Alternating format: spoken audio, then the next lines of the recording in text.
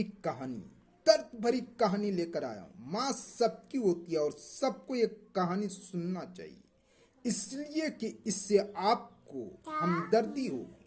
माँ के लिए चप्पल चाहिए। ये कहानी आपको शर्तिया रुला देगी।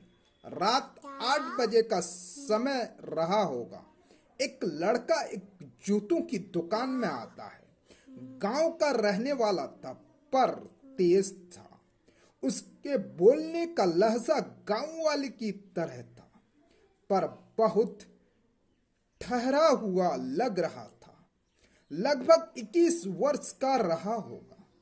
दुकानदार की पहली नजर पैरों पर ही जाती है। उसके पैर में लेदर के शूज थे जो सही तरीके से पॉलिश किए हुए थे। दुकानदार बोला, क्या सेवा करूं? लड़का, मेरी माँ के लिए चप्पल चाहिए किंतु टिकाऊ होनी चाहिए।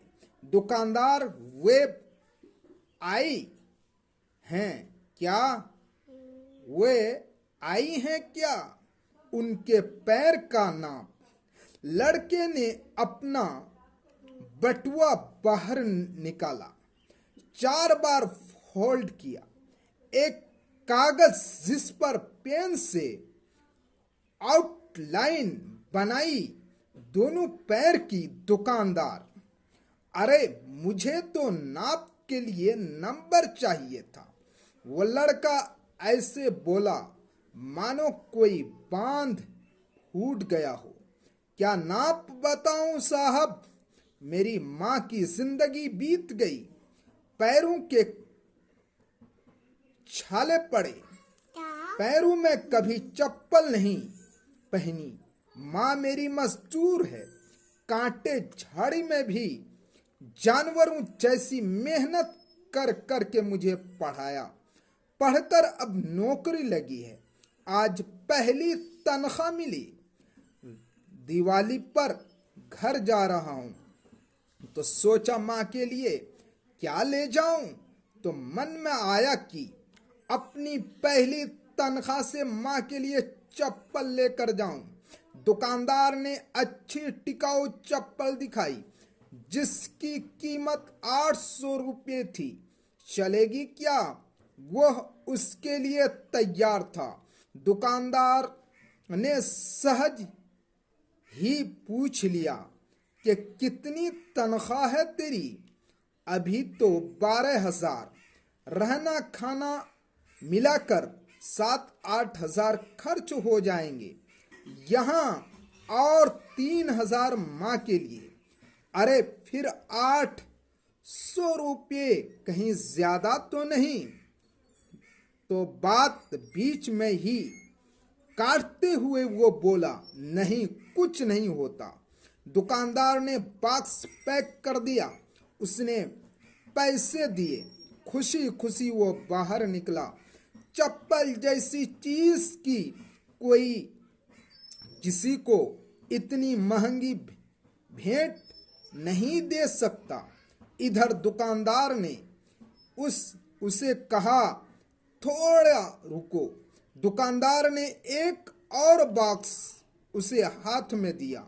ये चप्पल माँ को तेरे इस भाई के ओर से गिफ्ट।